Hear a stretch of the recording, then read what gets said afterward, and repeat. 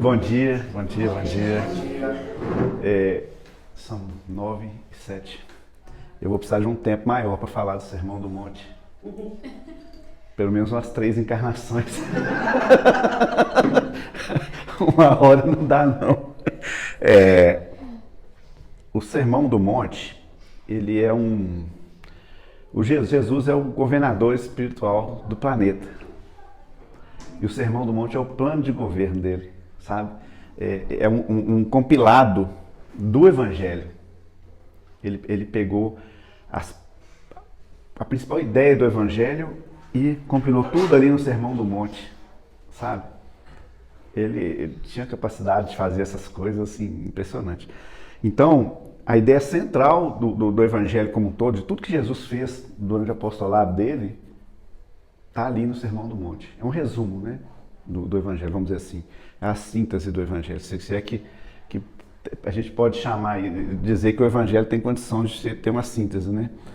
Então, não dá para a gente abordar passo a passo aqui, igual o Jorge esteve aqui, há umas 2 semanas atrás, falando dos pobres de espíritos. Né? Então, essa é uma pequena parte do Sermão do Monte.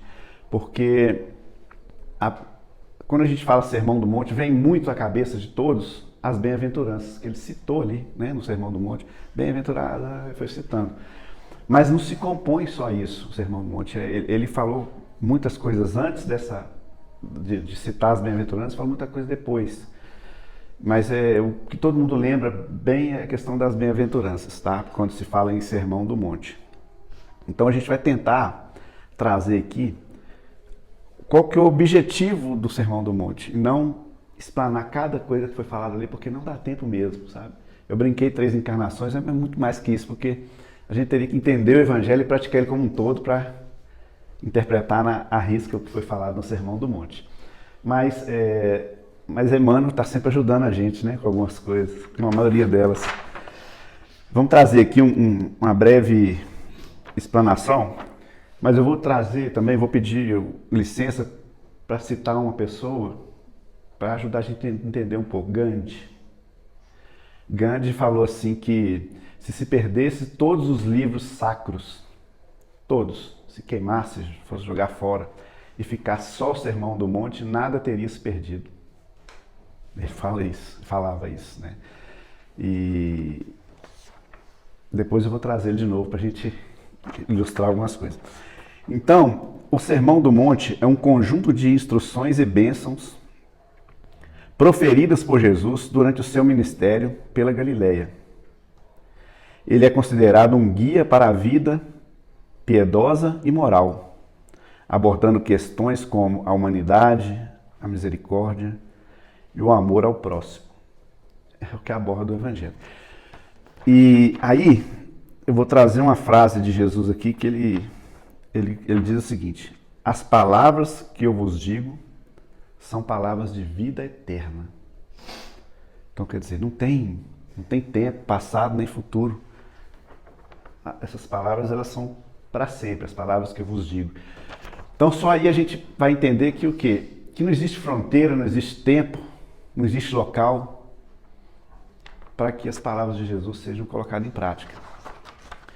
Então, eu escutei isso outro dia e eu achei interessante. Jesus, o Evangelho não cabe na religião. Não cabe. Ele é muito maior que qualquer religião, tá? A proposta é essa. É claro que as religiões utilizam o Evangelho como base, né? Estuda e tudo, mas ele é muito maior que isso. A proposta do Evangelho é muito maior do que religiosa somente, tá? Chico falava uma coisa interessante, que ele falava assim: se o ser humano vivesse na caridade, na fraternidade, não precisaria de religião, rótulo religioso. Só que como a gente ainda tá engatinhando nesse sentido, a gente precisa de uma religião, seja qual for. Outra coisa que perguntaram para ele certa vez, ele falou: Chico, qual que é a melhor religião? Ele virou para a pessoa e falou assim: a sua. Porque se está fazendo bem para você, não sou eu que vou falar o contrário, né? Então, tem essa questão. Mas o Evangelho é maior que todas, Jesus é maior que todas. Então, por isso que eu disse aqui que ele não cabe na religião, ele é maior. Sabe? A proposta que ele traz extrapola qualquer religião. É tanto que, na época que ele viveu, ele reencarnou como judeu, o judaísmo, né? E direto, assim, sempre as pessoas estavam tentando pegar ele na curva, né? Porque, vamos pegar o exemplo da mulher adúltera, né? Jesus estava lá agachado, escrevendo no chão com o dedo. Até hoje ninguém fala o que Jesus escrevia ali, eu nunca vi falar o que ele poderia estar escrevendo ali, né? Curioso. Um dia nós vamos perguntar para ele, né?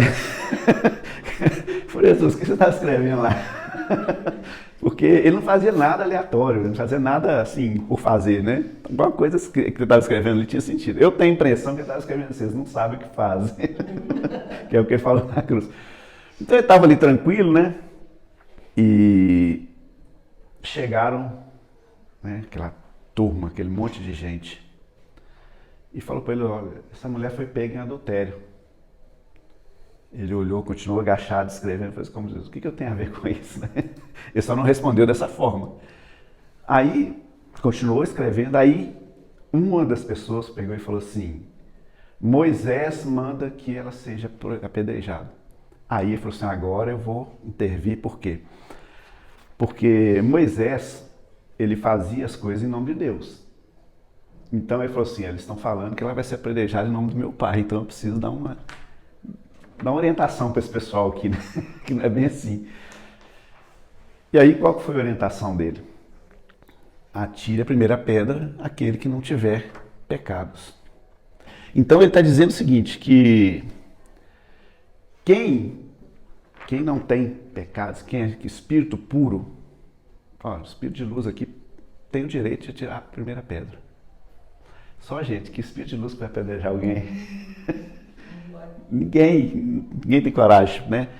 É tanto que ele não julgou na hora que foi todo mundo embora, aí foi saindo um por um, né? Começando pelos mais velhos, ele lá cita isso, começando pelos mais velhos. Isso também é uma frase interessante, porque teoricamente os mais velhos viveram mais tempo, tiveram tempo de fazer mais coisas erradas do que eu. Então, estou dizendo que... E mais consciência também, né? E a consciência está mais apurada em sentido assim, não, ele tem razão. Então, vendo o exemplo dos mais velhos saindo, os mais novos falam assim, peraí. Porque antigamente, no tempo de Jesus, a pessoa mais velha era muito respeitada. Muito. Porque eles tinham consciência de que os mais velhos tinham experiência, podia agregar alguma coisa sempre, né, em vários aspectos. Eles eram muito respeitados. Então, eles foram saindo, começando pelos mais velhos, e os mais jovens foram observando aquilo e falaram: olha, se o seu fulano lá, que é um cara que eu admiro, que eu considero não vai fazer, eu também não vou. E acompanhou, né, a atitude dos mais velhos. Então, assim, olha a didática. Jesus falou assim: está autorizado, mas só se for espírito puro. Mas como ele sabe que o espírito puro não vai fazer isso? Por quê?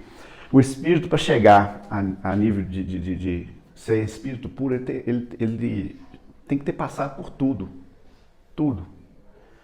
Se você tem 50 karmas na sua vida, que você já passou por 50 karmas, 50 situações, o espírito puro já passou por 1000. Então, um espírito puro sabe o que é ser apedrejado.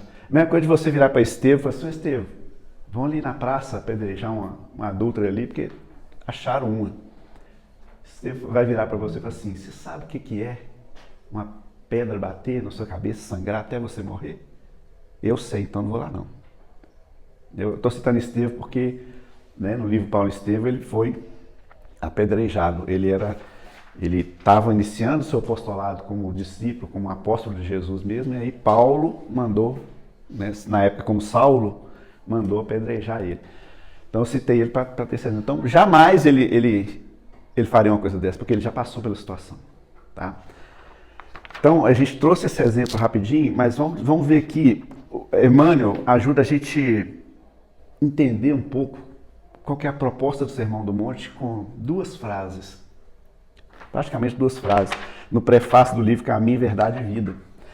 Ele fala assim: o Evangelho não se reduz a breviário para genuflexório. Não complicou, hein?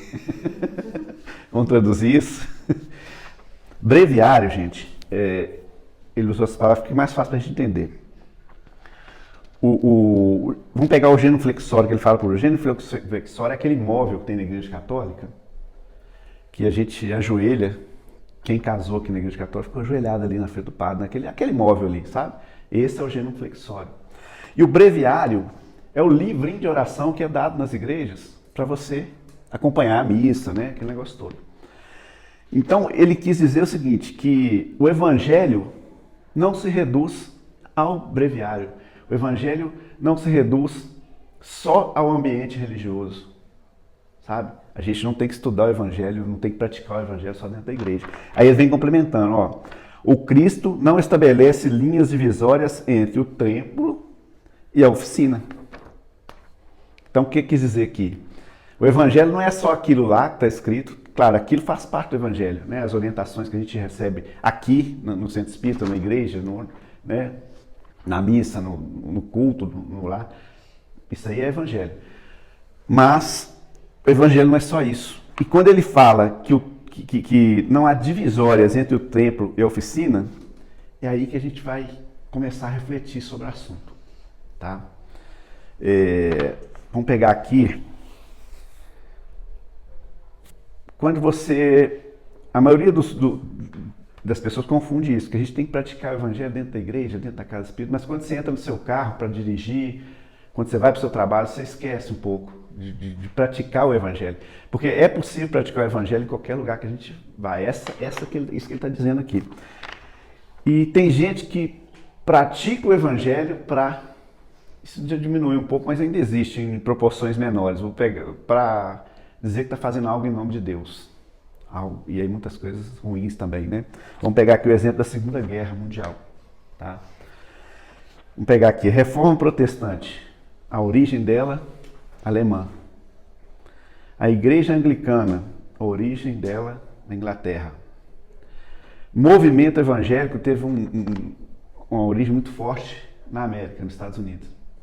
Então, vou pegar só essas três como exemplo. Essas três potências, uma delas, inclusive, responsável por lançar a bomba atômica, eram nações cristãs. Né? Nações cristãs. Aí vai ficando claro como a gente acha que o cristianismo, quando eu falo cristianismo, eu falo da filosofia de Jesus, tá? Vamos entender, quando eu dizer cristianismo aqui, a filosofia que Jesus passa pra gente no Evangelho. A gente acha que só tem que ser praticado na igreja, aqui, no Centro Espírita. Quando sai daqui, a gente esquece. Aí eu vou trazer Gandhi de novo para ilustrar isso para nós. Gandhi vivia num embate, né, filosófico contra a Inglaterra, contra os ingleses, para libertar lá o povo dele. Certa vez ele estava caminhando pela praça, viu um soldado inglês e agrediu ele. Ele caiu, levantou, o soldado agrediu de novo, ele caiu de novo, levantou. Na segunda vez que ele levantou, o soldado virou para ele e falou assim: que covardia é essa? Não foi essas palavras, mas foi basicamente isso. Que covardia é essa? Onde você aprendeu a ser tão covarde desse jeito? Por que você não reage? Quem te ensinou a ser tão covarde? Aí Gandhi olhou para ele e falou assim: este homem que está pregado no crucifixo e carrega no peito. Você entendeu, gente? O soldado estava com um texto, um crucifixo. Gandhi falou para ele: quem me ensinou foi esse homem que está aí. Então, assim, a gente esquece, né? A gente põe uma capa de cristão, uma capa de... mas não acha que isso pode ser praticado em qualquer lugar, né? Outro dia o Sérgio deu um exemplo bacana de como agir, né, como cristão no mundo corporativo. É possível, sabe? Você não vai deixar de ter lucro, você não vai deixar de crescer de acordo com suas metas, agindo de forma cristã. Dá para ter lucro, dá para crescer, dá para expandir seus negócios, dá para alcançar seu objetivo agindo como cristão, sabe? E eu digo até mais, né? Eu acho que se uma empresa que tem essa filosofia, de repente ela ganha até uma forcinha a mais, né? Ela abre campo para atuação de coisas boas, e aquilo ali, o ambiente fica leve e a coisa vai, né? Quando você tem esse olhar. Então, basicamente, aí o Emmanuel vem dizer também aqui no prefácio do livro Caminho, Verdade e Vida, o Evangelho é roteiro imprescindível para legislação e administração, para o serviço e para a obediência. Então, ele está dizendo aqui, olha, você é vendedor, venda como cristão. Você é comprador, compre como cristão. Você é médico, exerça a medicina como cristão, tendo esse olhar. Então aí você consegue extrapolar a questão da igreja, a questão da religião, né? O evangelho é muito maior que a religião, gente, muito maior. A proposta do evangelho é muito maior que qualquer religião do mundo, né? Então a gente não precisa de achar que só dentro da religião que a gente pode pregar o evangelho, não. É basicamente isso que Jesus trouxe ali no Sermão do Monte, quando ele começou a falar para as pessoas. Essa questão das palavras de vida eterna, tem 2020 tantos anos que ele falou isso, né? Olha como que essas palavras até hoje, na medida que a gente vai estudando, que a gente vai tirando, a gente chama no Espiritismo, tirar o véu da letra, porque tem muita coisa que você for interpretar literalmente, fica estranho, no mínimo estranho, né? Mas quando você entende o que tem por trás, qual que é a filosofia do que tem por trás ali, tá atual, né? Isso que eu citei aqui da Segunda Guerra, isso acontece todo dia, no dia a dia. Pessoas que são cristãs, que, né, são devotas ao Evangelho, que praticam o Evangelho, fazem coisas que não são contra. Pedro negou Jesus 3 vezes. A gente nega toda hora. O que é negar Jesus? Fazer algo que não está de acordo com a filosofia dele. A gente faz porque nós estamos a caminho, sabe? A proposta não é ser santo, a proposta não é ser espírito de luz. Não tem como ser de uma hora para outra. Mas só da gente começar a pensar nisso, de qualquer lugar que eu vá, eu consigo agir de forma cristã, já é um caminho, tá? Já é um caminho, porque Emmanuel fala também, conhece o verdadeiro espírita, aí eu vou falar espírita porque a gente está dentro da casa espírita, né? Conhece o verdadeiro espírita pelo esforço que ele faz em se melhorar. Esforço, tá? Agora, se ele vai melhorar nessa encarnação, é outra conversa. Mas você precisa, pelo menos, tentar, sabe? Eu não consigo falar eu te amo com fulano, não, mas eu vou tentar não desejar o mal para ele. Já é uma grande conquista, sabe? Já é uma grande conquista. Pequenas coisas. Eu não consigo, eu não tenho tempo, eu não consigo sair para fazer caridade, mas faz prece para quem você acha que está precisando, pensa na pessoa, né? Pede a Jesus para iluminar certa pessoa. A gente vê aí as coisas acontecendo na beira da estrada, às vezes você não consegue ir ali ajudar, tirar a pessoa, socorrer, mas você viu uma situação difícil? Prece. Jesus, ampara, sabe? Não que ele não esteja amparando, mas a nossa prece manda energia boa ali e essa energia é canalizada para o local, gente. É canalizada. Outro dia eu estava vendo um vídeo sobre essa questão de energia. O cara bateu um instrumento em outro, aí a vibração movimentou um outro. Você sabe que eu estou falando isso aí melhor. Aquela vibração que surgiu daquele instrumento que ele bateu, movimentou um outro instrumento na frente. Então, você não vê, a gente não vê a energia passando, mas vê que o outro instrumento se movimentou. Então, assim é nosso pensamento movimenta, nosso pensamento molda as coisas do lado espiritual. Porque a gente vive como se fosse num aquário, num mar, sabe? As ondas mentais, as vibrações, elas correm soltas, não tem obstáculo de distância, não tem obstáculo de tempo para chegar. A pessoa pode estar no Japão, você desejou bem para ela, isso vai chegar lá sim, instantaneamente. E a gente tem no nosso cérebro, né, uma grande antena emissora e receptora, onde a gente se sintoniza numa frequência exata do que a gente está emitindo. A gente sintoniza exatamente naquela frequência. Por isso que somos responsáveis. Exatamente. Somos responsáveis pelo que nos conectamos. É a beleza do livre-arbítrio, é isso, sabe? É Deus falando assim, olha, estou com você, mas eu vou te dar um poder que nem eu posso interferir, que é o livre-arbítrio. Você pode fazer o que você quiser, está liberado, faz. Mas tudo tem consequência. Só isso, essa é a informação básica dele. Então, nada que acontece no mundo de errado com a gente, com quem está do nosso lado, tem a ver com Deus. Nada tem a ver com Deus. De errado, não. De ruim, não. Tudo que acontece de ruim ou de errado é problema nosso. Agora, as coisas boas, aí sim, você pode dizer que existe ali uma interferência, porque meu fardo é leve, meu jugo é suave. O amor cobre a multidão de pecados. Né? Eu gosto de usar o exemplo do boleto, né? Você chega um boleto para você de espiritual e fala assim, nossa, tô devendo, hein? Nossa, como é que eu vou pagar esse boleto aqui? Né? Gigante, código de barra de todo tamanho. E agora? O que eu faço para pagar isso aqui? Aí você faz uma prece para Jesus, parcela isso aí para mim. Eu consigo pagar tantos por mês, tal. É isso que acontece. Isso que é o amor cobrindo a multidão de pecados. Essa é a verdadeira essência. Porque ele consegue ser misericordioso e dizer o seguinte, realmente você fez uma compra grande aqui, você adquiriu um débito enorme aqui. Se eu for te cobrar esse boleto todo, você não vai dar conta, não. Você vai falir, vai abrir concordado, você não vai dar conta. Mas eu vou fazer algo que você dê conta e que chegue no final esse boleto, você vai poder rasgar ele depois. É assim que é. Né? É assim que é. E como que a gente vai adquirindo recursos para quitar esse boleto?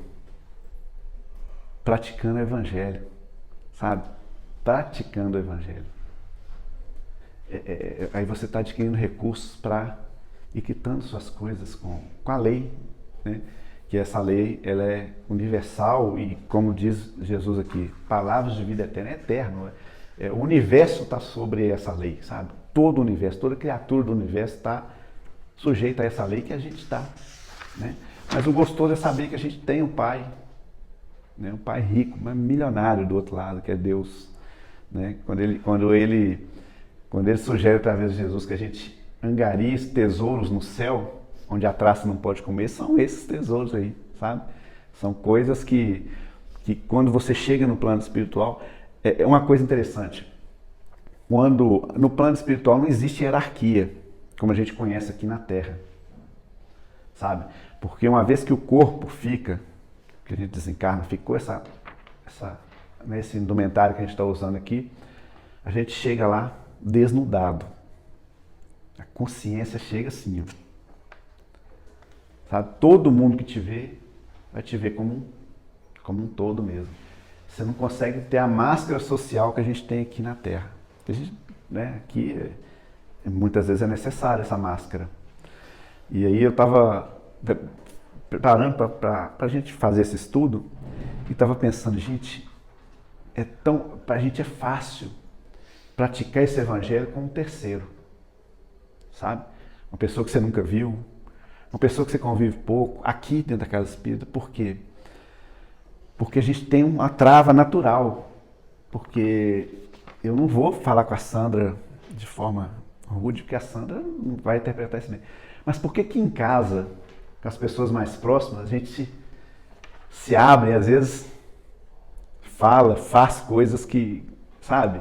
Porque você acha que aquela pessoa que está do seu lado, por estar ali, por te conhecer, fala, já me conhece, sabe que eu sou assim.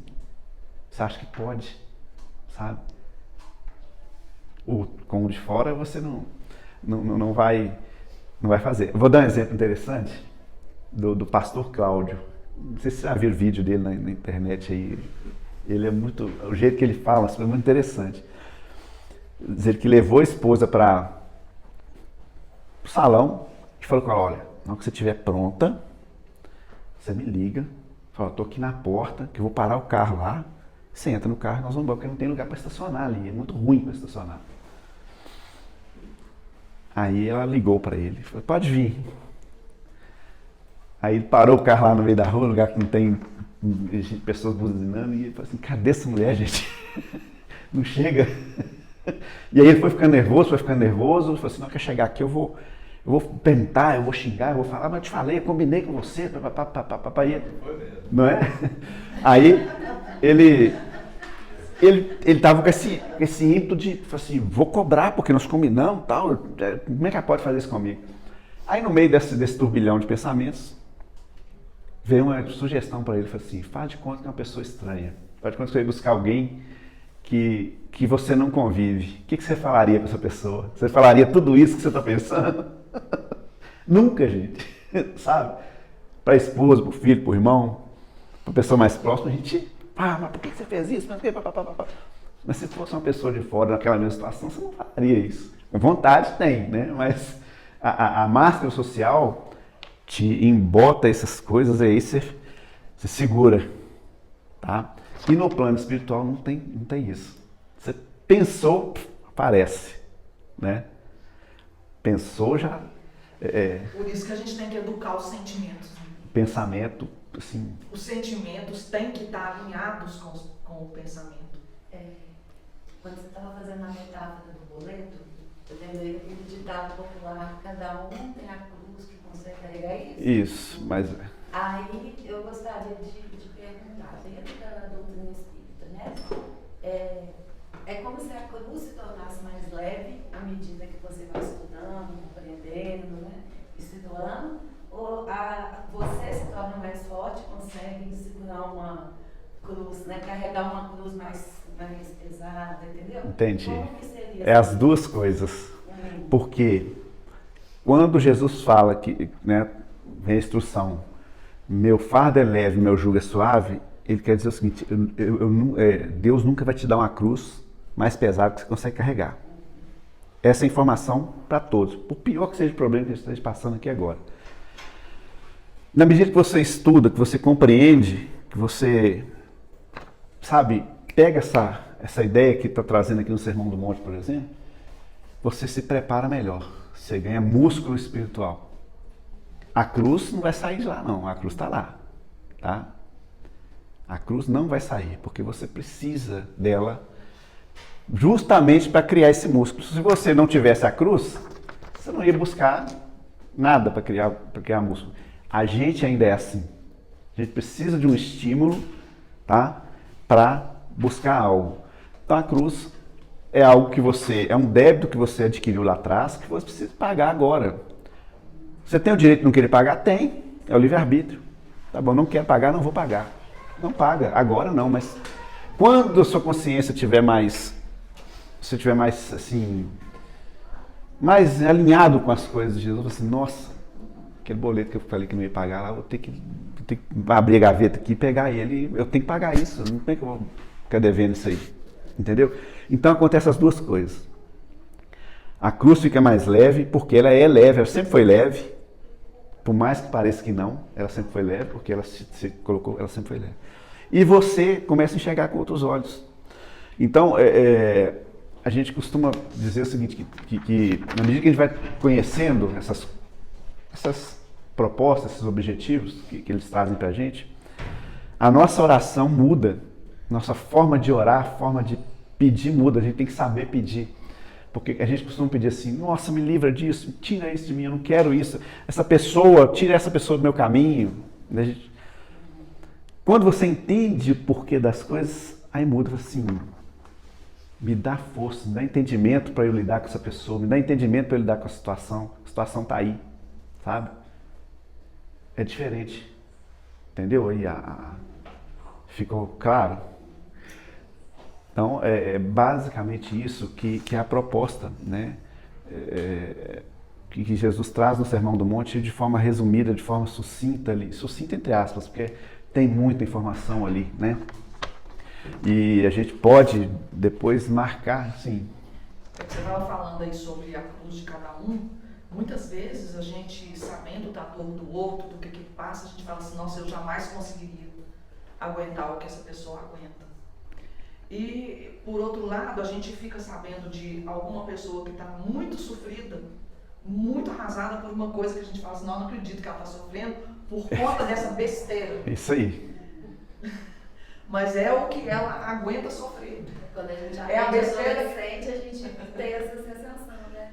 A gente é psicóloga, a gente vê assim, não é possível, eu sofrendo, que eu tenho essa causa feliz, né? Mas aí a gente lembra, eu já tive essa idade. Então, cada um tem um sofrimento na régua, né? É o caminhar, né? Até aquele momento, o caminhar do adolescente é nesse mundo de provas. Às vezes tem um adolescente que é mais velho que a gente espiritualmente falando, tá? Isso acontece muito. Você vê um jovem ali de 15 anos, mas é um espírito que é mais velho que você. Então, esse olhar tem que acontecer. Mas vamos trazer o olhar para o mundo físico. Lembra do exemplo do homem, da mulher adulta, que os mais velhos foram saindo? Por quê? O conhecimento, falta conhecimento ali. Então, realmente, as coisas ficam maiores mesmo, a cruz fica mais pesada para eles, porque eles ainda não têm esse discernimento. Então, a gente precisa pegar na mão, até mesmo ajudar a carregar essa cruz por um período, né? Um período, ajudar a carregar, mas dizer o seguinte, olha, isso aqui é seu, não é meu não, estou te ajudando aqui. Jesus teve isso, né? Quando ele estava no Calvário, esqueci o nome agora da pessoa que ajudou ele a carregar a cruz, não veio ainda. Teve um determinado momento que alguém ajudou, né? Qual que é a mensagem que Jesus trouxe, que quer trazer com isso? Calma. A cruz não vai sair, mas pode acontecer de alguém te ajudar em caminhar alguns passos com a sua cruz, para você tomar um fôlego ali, pegar ela de volta, colocar nas costas e ir, tá? E isso são o quê? São os amigos, somos nós aqui, né, da Casa Espírita, né? Acontece uma situação complicada, tem 2, 3 ali do seu lado, dando passos, ajudando a levar para o hospital, né? Você está ali naquele momento carregando a cruz, colocar entre aspas, da pessoa, de alguém, mas, sabe, no final das contas é entre eles, mas a gente tem essa missão, essa oportunidade de exercer isso, né? Isso é exercer o Evangelho, tá? É você observar. Eu estou tentando lembrar aqui onde que eu escutei isso, foi alguma palestra que ficou tão gravado sobre isso aí. As bem-aventuranças funcionam como um guia para quem vai fazer a aventura de reencarnar. Olha que é um roteiro, né? As bem-aventuranças, quer dizer, você vai fazer uma aventura, você tem um guia para que essa aventura de reencarnar dê certo. Exatamente. Tá? A gente aí tem que ter olhos, é o que ele fala também, olhos de ver, ouvidos de ouvir, né? E nós daqui a pouco eu vou ler aqui todas as bem-aventuranças para a gente ter isso aí mais em mente, mas o ideal que eu ia comentar é a gente pegar cada um domingo aqui e estudar essa. O Jorge já trouxe para a gente aqui os pobres de espírito, ele deu uma explanada bacana a respeito disso. Daí a gente começou a entender o que é ser pobre de espírito e por quê, né? Está lá nas bem-aventuranças. Depois a gente pode pegar outra bem-aventurança e trazer ela, estudar ela aqui num domingo, para a gente entender o que ele quis dizer com isso. Seja manso, que eles vão herdar, não sei o que. Por que isso? Porque, como eu falei, se a gente interpretar de acordo com o que está escrito, sem tirar o véu da letra, a gente fala assim, puxa vida, se alguém te agredir na face direita da esquerda, eu falo assim, uai, que isso, gente? Eu não dou conta disso, não. Porque você está interpretando ali literalmente, né? Então vale a pena a gente pegar essas bem-aventuranças e depois trazer uma a uma, né? Se a gente pensar nesse roteiro de estudos aqui, de repente até nas próximas, a gente podia pegar essas próximas semanas, próximos domingos, pegar uma por uma. Já que a gente está tratando aqui qual que é a ideia do Sermão do Monte, a gente, né, próximo domingo, pegar a primeira lá e já pular aquela que o Jorge já trouxe para nós, que é o pobre de espírito, então dá uma explanada nela para quem não estava no estudo dele, e a gente aprofundar nisso, porque é uma cartilha de vida, né? Como o Emmanuel disse aqui, ó, o Evangelho é o roteiro imprescindível para a legislação, administração, para o serviço e para a obediência. Antônio, veio uma ideia aqui agora, a respeito da gente estudar, né, sobre isso daí. É claro que não invadindo a privacidade de ninguém, mas a gente pegar como exemplos de pessoas que estão passando por determinadas situações e se colocar em posição e que de forma em poder ajudar para aquilo se melhorar. Sim, a gente trazer situações, cases, vamos falar num linguajar mais empresarial. Vamos trazer uns cases aqui para ilustrar a bem-aventurança e a gente discutir como que poderia ser feito dentro do olhar. Tá? A gente pode combinar isso. Que é o que acontece na reunião mediúnica. Tá? Na reunião mediúnica a gente recebe os nossos amigos do plano espiritual aqui com diversas dificuldades. Aquela dificuldade do amigo que chega aqui precisando de uma orientação, precisando de uma palavra, aquilo é exemplo para a gente. Sabe? A gente aprender com o erro do outro. É por isso que existe reunião mediúnica com encarnados participando. Porque tudo que acontece numa reunião mediúnica, a espiritualidade dá conta de resolver no plano espiritual com o pé nas costas. Sim, tranquilo. Eles resolvem, tranquilo. Só que eles nos permitem participar de uma reunião mediúnica para a gente escutar o exemplo do outro, tentar se colocar no lugar do outro e ajudar a resolver aquele problema, porque fala assim, nossa, então quer dizer que se eu fizesse isso, é nessa situação que eu vou chegar no plano espiritual. Então a reunião mediúnica é para nós encarnados, é uma oportunidade de aprendizado mesmo, sabe? A coisa é muito interessante nesse sentido. Então a gente pode fazer esse roteiro, trazer isso aí, né? E começar a estudar as bem-aventuranças, que é muito interessante. E aí o Emmanuel fala também, toda a terra é seu altar de oração e campo de trabalho para o mesmo. Então é isso, gente, a gente tem que botar na cabeça que vamos falar de centro espírita, que o centro espírita está lá no clube, o centro espírita está no local que a gente trabalha, o centro espírita está na nossa casa principalmente, nossa casa, igual que eu falei, né? A gente sente muita vontade de dar uma resposta, de falar de uma forma mais rude, de fazer uma colocação mais firme dentro de casa, porque a gente acha que a pessoa que está ali do nosso lado vai compreender, porque está do nosso lado no tempo, acha que a gente é assim, eu sou assim, você tem que me entender dessa forma. Então, como você bem falou, Sandra, na último estudo que você deu aqui, o estudo, quando a gente se propõe a fazer um estudo aqui, quem está aqui na frente, a gente pega aquilo pra gente, sabe? Essa questão que eu falei de ter um comportamento em casa, ter um comportamento fora, isso acontece assim. Pergunta a Elaine depois. Mas santo de casa não faz milagre. Santo de casa. Então, ela fala assim, não é o mesmo Antônio que tá lá, não. Sabe? Porque é natural, a gente fica mais à vontade, né? Mas não pode ser assim, não pode, tá? E a gente tem que trabalhar. Mas é porque em casa a gente baixa as aí, ó, barreiras. tá todo mundo. Porque em casa a gente tem aquela coisa que chama intimidade. Sim. A intimidade, ela quebra a barreira. E na intimidade a gente é o que a gente é. Exatamente. Sabe? Tem até um ditado, dá dinheiro. É por isso que o outro é um bom espelho pra gente na intimidade. Por isso que existe casal. Porque a gente consegue mudar, porque o outro é um espelho muito bom pra gente, porque tem o elo da intimidade que faz com que a gente não use máscaras. Aí a gente consegue evoluir. É isso aí. A gente evoluir de casal, evoluir de grupo, é muito mais rápida a evolução do que a gente evolui sozinho. Muito mais rápido. É uma ferramenta de evolução fantástica. O casamento é a principal delas. Os casais que nos digam. Gente, é ferramenta de evolução mesmo. Sabe? Você olha pra mulher, fala assim, esses defeitos aí, ela olha pra gente e fala assim, não, mas você não tem jeito, passa tempo, você tá falando. Lembra que eu falei do filme? O outro é uma tela em branco e a gente roda ali o nosso filme. E isso também acontece quando a gente se propõe a trabalhar na casa espírita. Aí vamos trazer pra casa espírita. Você vai encontrar pessoas que falam assim, nossa senhora, não dou conta não, deixa eu ficar do lado. Mas é ali que está a sua oportunidade de evolução, sabe? Se essa pessoa foi colocada aqui, né? Aí eu não estou me isentando não, sabe, gente? Que às vezes a gente, né? É para todo mundo. Às vezes é como o Dudu deu um exemplo interessante. Na medida que a gente começa a se aproximar, né? Quanto mais perto, mais feio, né? Aquele ditado. Você olha aquele monte ali, tá tudo verdinho. Mas chega lá perto, você vê o tanto de cascalho que tem naquilo ali. Né? Até o pico ali, o pico. Não, tá lindo. Todo comido. Entendeu? Você vê, de longe você vê uma grama verde. Mas na hora que você chega mais perto, você vai ver pedra, você vai ver buraco, você vai ver bicho. Assim é a gente. Quando a gente se aproxima como amigo, você começa a ver o defeito do outro. Antônio, alguém disse que a vida vista de perto é uma tragédia. Vista de longe é uma comédia. Isso.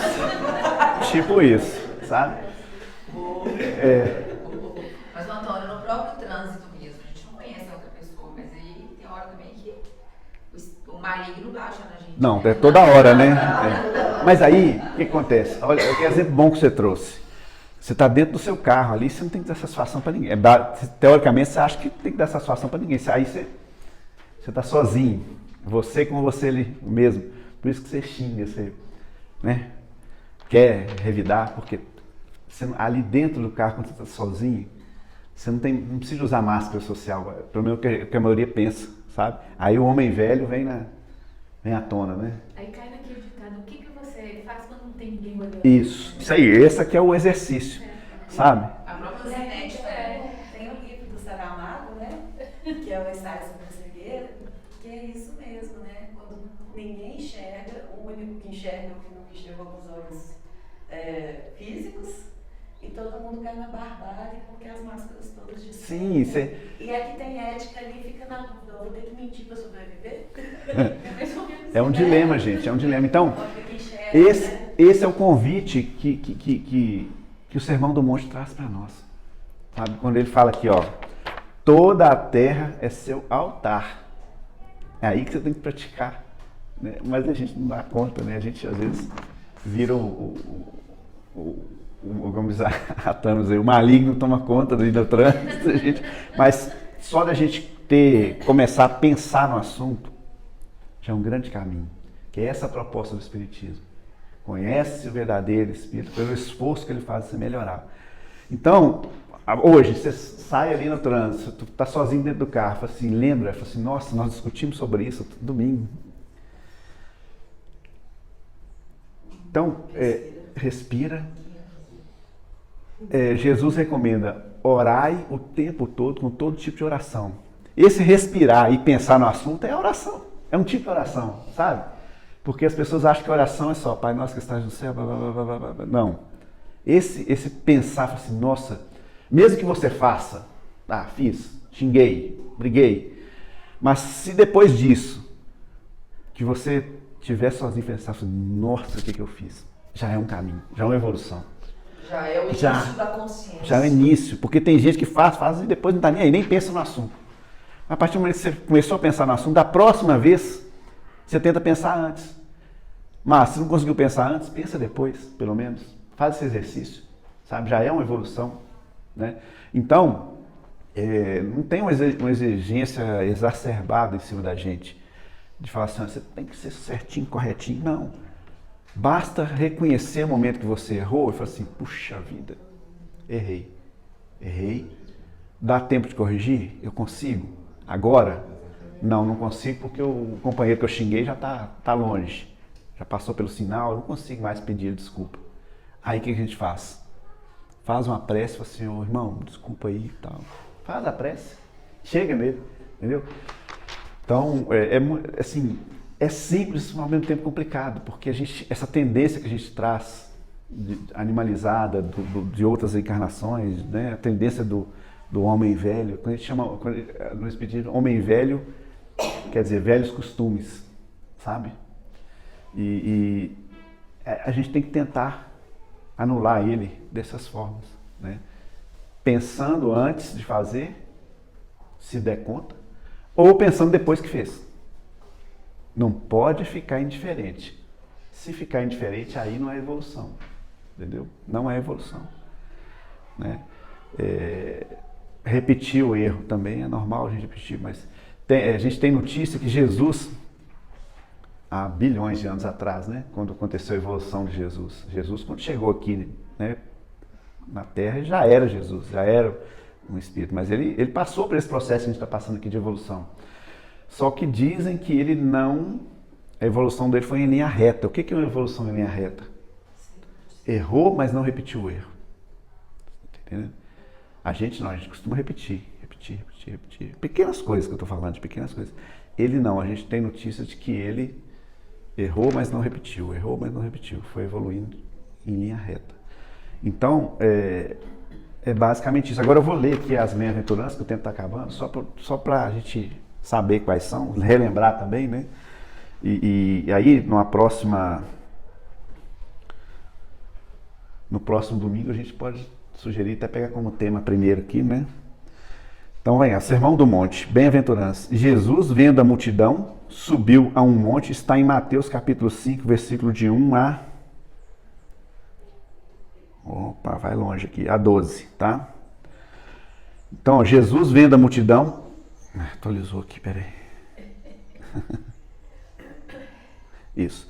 Jesus, vendo a multidão, subiu a um monte e, assentando-se, aproximaram-se deles os seus discípulos. E, abrindo a boca, os ensinava, dizendo: Bem-aventurados os pobres de espírito, porque deles é o reino do céu. Então, ele traz o que você tem que fazer, traz qual é a consequência que você vai fazer. É o reino dos céus. Bem-aventurados os que choram, porque eles serão consolados. Você vê que é o momento presente, os que choram, presente. E o futuro? Porque no futuro vai estar outra coisa. Então, aí eu quero chamar a atenção para a gente estudar sobre isso, para a gente entender. Assim, então, quer dizer que eu tenho que chorar? Não, calma, nós vamos entender isso depois, tá? Porque agora não dá tempo da gente comentar cada um aqui, tá? Bem-aventurados os que têm fome e sede de justiça, porque eles serão fartos. Bem-aventurados os misericordiosos, porque eles alcançarão a misericórdia. Bem-aventurados os limpos de coração, porque eles verão a Deus. Bem-aventurados os pacificadores, porque eles serão chamados filhos de Deus. Bem-aventurados os que sofrem perseguição por causa da justiça, porque deles é o reino dos céus. Bem-aventurados sois vós, quando vos injuriarem e perseguirem, e mentindo disseram todo o mal contra vós por minha causa. Interessante, hein? Escutai e alegrai-vos, porque é grande o vosso galardão nos céus, porque assim perseguiram os profetas e foram antes de vós. Então, assim, tem material demais para a gente pegar cada bem. Engraçado que a primeira foi o Pobres de Espírito, que o Jorge já conversou com a gente. Olha que bacana. E a gente pode pegar aqui a segunda e trazer. Pode fazer a sequência e trazer, entender o que ele quer dizer com isso. Entender mesmo. Porque literalmente aqui fica um pouco estranho, mas por trás dessas palavras, tirando o véu da letra, trazendo assim a filosofia da doutrina espírita, que é uma filosofia baseada nesses 15 princípios aqui, a gente consegue entender muito bem o que Jesus quis dizer, tá? Porque são palavras de vida eterna. Não perdem o sentido nunca e nunca vão perder o sentido, sabe? Vai valer para eternidade, gente. Você tem noção do que é eternidade? Eu não tenho, sabe? Isso pode passar 1 milhão de anos que essas palavras vão estar ali, ó, atualizadas. Não é igual o iPhone que você compra um hoje, amanhã você tem que comprar outro porque desatualizou, não. Aqui Teve um estudo aí que a gente fez para trás que foi dito isso aqui. Não sei se foi o Dudu que falou, que na alta espiritualidade, na alta hierarquia, também estuda-se o Evangelho de Jesus numa essência... Num grau de entendimento... Numa oitava maior, né? Numa oitava maior que a nossa. Mas eles estudam. Por exemplo, vou dar um exemplo disso que ela falou. O Livro dos Espíritos, a primeira pergunta, Kardec é: o que é Deus? Aí os Espíritos respondem: inteligência suprema, causa primeira de todas as coisas. E ele vai perguntando, tentando distinguir o que é Deus. Chega na 13ª pergunta sobre Deus, os Espíritos falam: ó, para, que o vocabulário que vocês usam aí na Terra não tem... é muito limitado para entender o que é Deus. Então, eu tenho a impressão que num plano mais elevado, passa da 13ª pergunta. Entendeu? Na ciência tem uma estratégia, pelo menos na física, assim, você jamais deve perguntar por quê sobre um fenômeno. Porque esse é o melhor atalho para se chegar a Deus. Devido à nossa devido à nossa limitação. Isso aí. Então, quando você pergunta como, Aí sim. aí é uma oportunidade de evolução. Isso. Né? Boa, maravilha essa ilustração. Então, gente, vamos ficando por aqui. Então, a proposta do Sermão do Monte é essa: a gente usar o mundo como altar. O mundo e as situações. Mas o altar mais precioso está dentro de casa. Eu lembrei de uma coisa que vocês pegaram. Na minha família sempre fala assim, não adianta você querer desvestir um santo para vestir o outro. Né? Quer dizer, esse desvestir o santo que eu estou pensando, assim, dentro de casa. Não adianta você querer destratar ou não ter paciência, não sei o quê, e fazer bonito lá fora. Isso aí. Sabe? Isso aí. Eu acho que, né, eu entendi isso mais ou menos assim. É isso, né? Porque o núcleo familiar é o primeiro laboratório que você exerce o amor na plenitude. Pelo menos era para ser assim, né? Então, não adianta você... Eu vou dar um exemplo disso rapidinho, que nosso horário já passou. Tem pessoas que frequentam a casa espírita a semana inteira. Tá ali, tá trabalhando, blá, blá, blá, mas o filho está se drogando em casa. Entendeu? A mulher está em depressão, o marido está em depressão. Mas a pessoa está ali atuando, achando que está agradando a Deus, né? Agradando a Deus, quando a gente fala agradar a Deus, é a consciência. Deus está na nossa consciência. Então, assim, estou com a consciência tranquila porque eu estou lá fazendo meu trabalho. Mas o principal trabalho está ficando para trás. Entendeu? Vamos olhar para dentro. Isso. Ô, Antônio, tem só sobre isso aí que você está falando, lembrei de um exemplo que o Divaldo deu, que a pessoa teve uma vida assim, de trabalho na tarefa exemplar, quando desencarnou, estando com os mentores que acompanham o nosso grau evolutivo, né, nossos acompanhantes, avaliadores, né, eles disseram: agora você vai ter que voltar e fazer tudo de novo. Eu falei: mas por que agora você vai fazer? Você vai amar agora. Agora você vai amar. É tipo isso. Então essa questão do santo é essa mesmo. Você desvestir um santo e vestir o outro, não adianta. Os santos, todos eles têm que estar vestidos, tá? É isso aí, gente. Obrigado.